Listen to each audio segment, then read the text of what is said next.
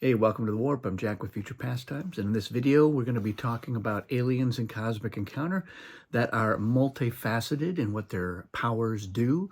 This is the Red Alert edition.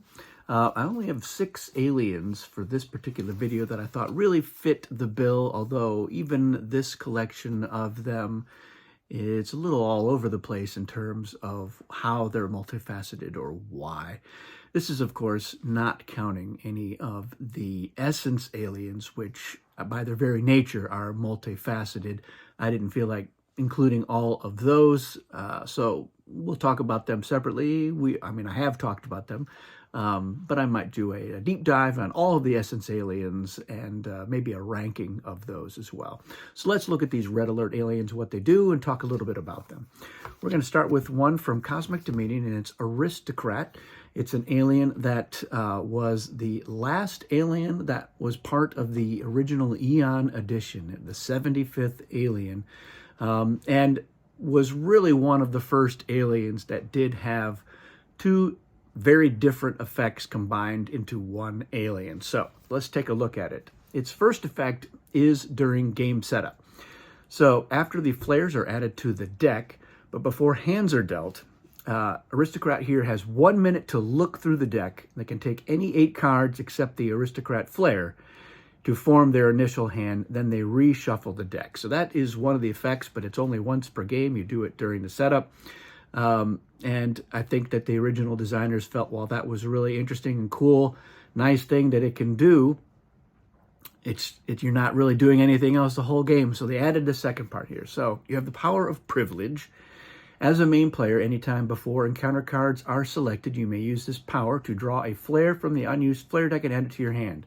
Then if you have 2 or more flares in your hand that do not match any alien's powers in the game, you may choose one of those unmatched flares, or you must choose, and remove it from the game. So this is an alien that's going to be getting flares and switching them out occasionally, although not switching out anybody's potential super flare. So that is also slightly different from the original Eon version.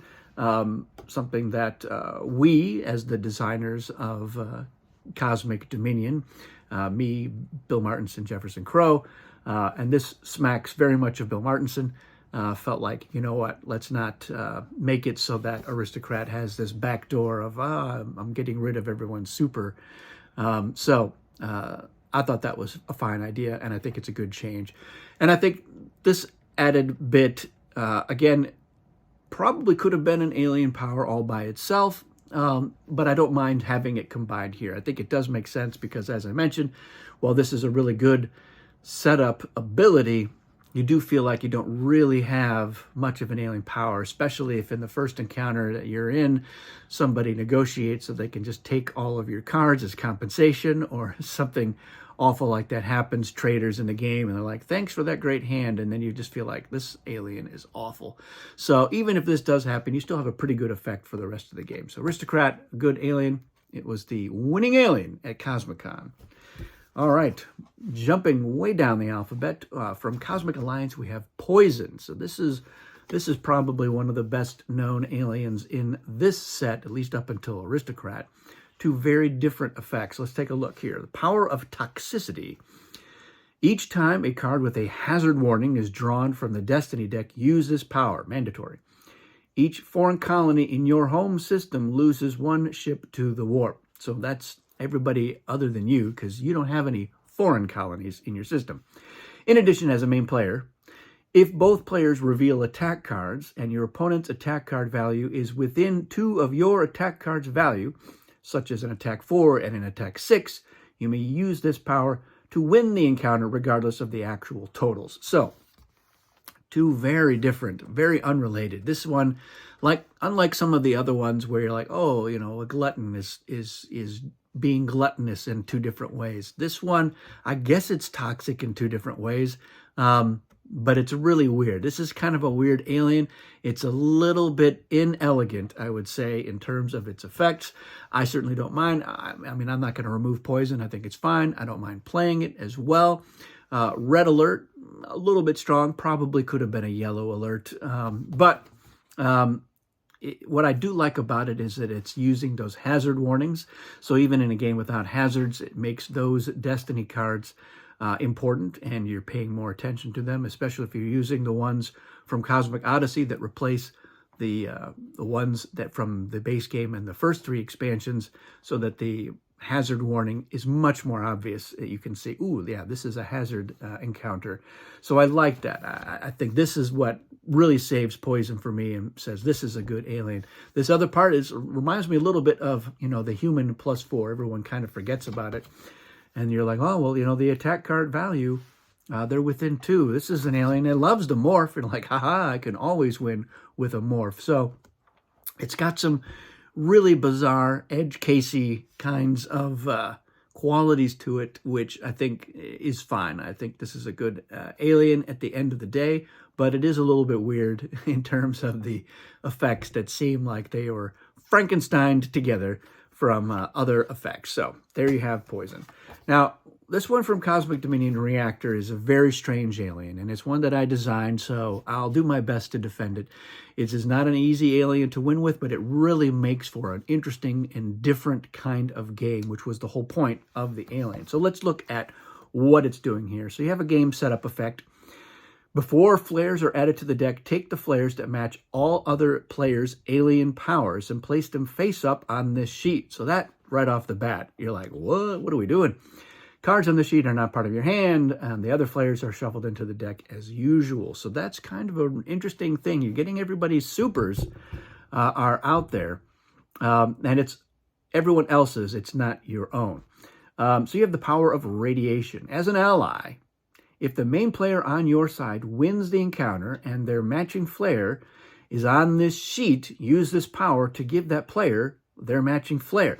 So this is going to give people their super flares much more quickly and more regularly than you ever typically will see in a game, which again was the point of this. I wanted to create a situation where people were going to have their supers, and it was going to be really easy to get them, and that's it. But this doesn't seem like a good power for Reactor, but it's not the end of the story. So it's one facet of the alien, is that you, as an ally, the main player on your side, if they win, they're going to get their super. And so that is incentivizing them to invite you along as an ally. So that's part of it. It's a little bit like with yin yang, the stick and the carrot. You've got to incentivize people to invite you.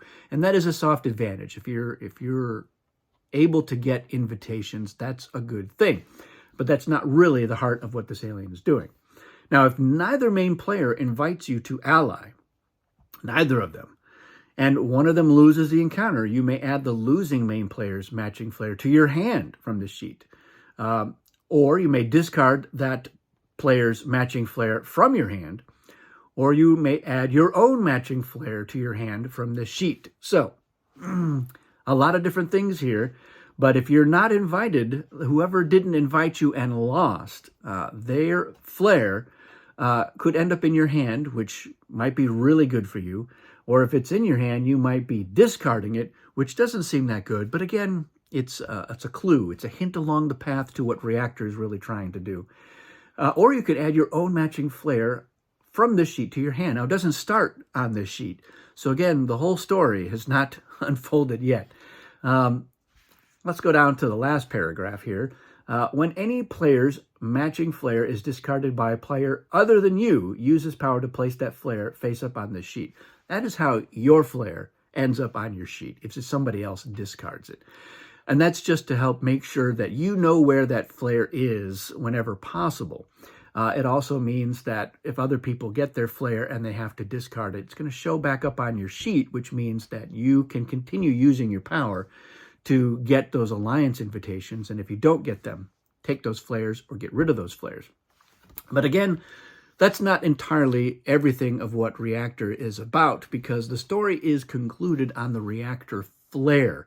And the Reactor flare is going to give the Reactor an alternate win condition. And it has to do with having no flares on the sheet or in their hand. So that's why some of these abilities are to get the flares off of the sheet, or to get flares out of your hand. And so that's what Reactor is trying to do. They're trying to get all those flares out of there, and that does mean that people are going to have their supers, but you're trying to get to the point where you have your own super. And there's some other conditions on the reactor flare, which mean that it's going to end up in reactor's hand a lot more quickly than anybody would really want. So reactor, multifaceted by design. It needed to have a number of different elements, and it's so multifaceted that some of the effects aren't even on the sheet, they're on the flare. So it's crazy. Of course, I really like this alien because it is truly doing its own thing in a game of Cosmic Encounter, and it's a very explosive game whenever anybody has their super. That is a game that tends to not go on for too much longer, and if you have 5, 6 players with their supers, it's really a remarkable sight. So we can debate more about Reactor in another video or in the comments. Speaking of aliens that people like to debate over, in Cosmic Storm we have Swindler. Now this one is a little bit different in its multifacetedness. Let's take a look. Game setup. You're going to take one Swindler token for each other player in the game, making sure that one of these is the Mark token, which has an X on its front. You're going to secretly look at these tokens, and then you're going to place one token face down next to each other player's alien sheet. One of those players will have the X, and they are the Mark. Players may not look at the tokens, although you could look at them in case you have forgotten who your Mark is. Now, the first part here is a little bit interesting, and then it says, as the original Swindler. So that's an interesting clue as to what's going to happen here. You have the power of identity theft. So after the defense has been determined, you may use this power. You reveal your Mark by flipping all Swindler tokens face up and removing them from the game. This lets everybody know who the Mark is. You and your Mark then exchange everything in the game, including your physical seats, your alien powers, your player colors, your ships, your hands, systems, planets, everything. The encounter then continues, although this may change who the main players are. If the offense's color has become controlled by a different player, it is now that player's turn instead of the original offense. So you're doing a big switcheroo, and what you're hoping at the beginning of the game is that you've chosen somebody to be your Mark who is going to be well-positioned to win the game or get really close to winning when you decide to reveal. And as the Swindler, you maybe aren't as invested in doing well up to that point, because you certainly don't want your Mark to be able to swoop in and win the game suddenly because you are in a great position. That's what leads us to this second part. So this is what happens. Your power as the original Swindler ends right there. But when you give this sheet to the other player, they say, as the revealed Mark, you have the power to panic. So it's a different power, different facet. Let's take a look at this. During each other player's start turn phase, you may use this power to immediately gain a colony in the offense's home system. So that's your catch-up mechanism, and that's your power at that point. Is yes, you've been swindled, but now you are panicking and using that power of panic in order to catch up. So the original Swindler has, when they make their move, they got to try to end that game as quickly as possible, because the replaced Swindler is just going to eventually win the game. So the alien power cannot be stolen, copied, separated, blah, blah, blah. So two very different facets, and it just has to do with who is controlling the sheet. And now this is a very divisive alien. I happen to love it. I think it's the most original and interesting alien in Cosmic Storm. And it's fun to play, and it's a really tense game when it's in play, because everybody else is, in some ways, they're hedging their bets. There's a lot more alliances where people are trying to stay even. So if somebody does get swindled, they feel like, I don't really have that much that at stake here. So it makes playing the Swindler even more scary and finicky and unusual, because they're gambling a lot right from the very beginning of the game in terms of who they're going to pick and then when they're going to strike. So Swindler, there you have it. In Cosmic Odyssey, we have this alien, Throwback. So as you can see, it's a very different kind of alien sheet. This one is meant to be like the original Eon style of alien sheet with the black background and the white text. And so Throwback is a throwback. It is a love letter to the original Eon version. And so its different facets to its alien power are all about trying to recreate the conditions of what encounters were like in the Eon days. So the power of anachronism. Whenever you draw a hand, including your starting hand, draw 7 cards instead of 8. That's our first facet because it used to be 7-card hands. It didn't become 8-card hands until Fantasy Flight started publishing it. When speaking, you should refer to colonies as bases, ships as tokens, encounters as challenges, encounter cards as challenge cards, artifacts as edicts, negotiate cards as compromise cards, compensation as consolation, and the hyperspace gate as the cone. So those were all the original terms that got changed over the years. Not all of those were changed with the Fantasy Flight edition. Some of those got changed in the Hasbro Avalon Hill edition of Cosmic Encounter. Although not all of those terms. I think they were using pods for cards, and that just got dropped. When other players use the modern terms, you may correct them by saying the proper term, and once per challenge, you may use this power to receive 1 reward when you correct another player in this way. So that's like the second aspect there, is that you're using the old terms and you're listening carefully for other people to say ships, and you say, oh no, you're supposed to say tokens. That's not right. So yes, you get to correct people when they do that. And then they have another section here. Anytime you may use this power to purge from your hand 1 or more modern cards, a card having other than attack, compromise, negotiate, flare, edict, artifact, or kicker. So reinforcements were not part of the original Eon edition. Those got added in the Mayfair edition. So you could get rid of a reinforcement, not that you necessarily want to, but there might be other stuff that you don't want to have so that you can get rid of them for some reason. You can also discard any attack value that's other than 1, 4 through 10, 12 through 18, 20, 30, or 40. So like the negative attack cards from the first reward deck.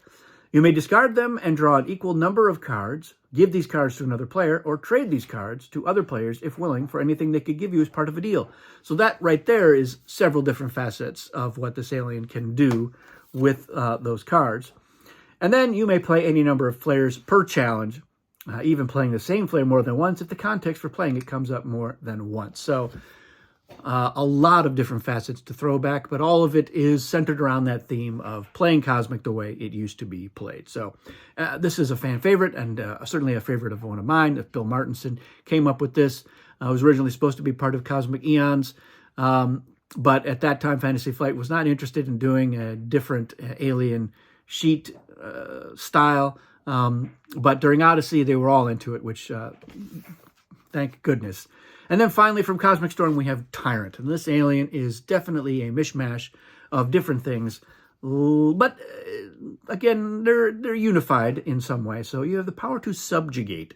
As a main player, when you win an encounter, after revealing an attack card, use this power to subjugate 1 involved ship from each player on the losing side. Subjugated ships are captured and placed on the sheet instead of being sent to the warp. So the first thing you're doing is you're capturing 1 ship from everybody else when you win with an attack card. When you are determined to be the defense against a player whose ships you have subjugated, use this power to force that player to discard 1 random card for each of their subjugated ships. If the offense has no encounter cards remaining, the encounter immediately ends. So that's pretty good right there, but Tyrant does more. When you are the offense and have an encounter with a player whose ships you have subjugated, after you reveal an attack card, use this power to add the number of that player's subjugated ships to your attack total. So definitely not as good. You know, you're adding a +1, maybe a +2 later in the game, maybe more, but not that much. But there's more. When you would be forced to send ships to the warp, you may choose to send subjugated ships to the warp instead. You may choose to release subjugated ships as part of a deal, and when a ship is removed from the sheet is no longer subjugated. So it's a bunch of disparate effects, but it's not that crazy. I'm fine with Tyrant. I know that a lot of people have complained about it, like, oh, it's doing too much. I don't think it's doing too much. It's creatively using these subjugated ships, and it has a mechanism for getting them out of there, so that's nice too. If you're like, oh, I'm going to zap your ship, you can say, you know what, no, let's just get rid of one of those guys instead. And the ability to make deals, I'm all in favor for, so I am glad that that is part of what Tyrant can do with those subjugated ships. So I think Tyrant is fine. I quite enjoy it, and again, I think it's one of the decent aliens in Storm, and there's plenty of good aliens in Storm. Some not so good, but it's still an expansion that I'm glad to have, and I think it's worth getting. So there you have it. Those are the multifaceted aliens that I have selected to talk about in this one. There weren't a lot of other ones that I felt fit into that category, but if you think there are some, certainly let me know. Red alert. Obviously, the Essence aliens, as I mentioned before, they're all multifaceted, but we'll talk about that in another video. That's it, everyone. Thanks for watching. We'll see you again soon.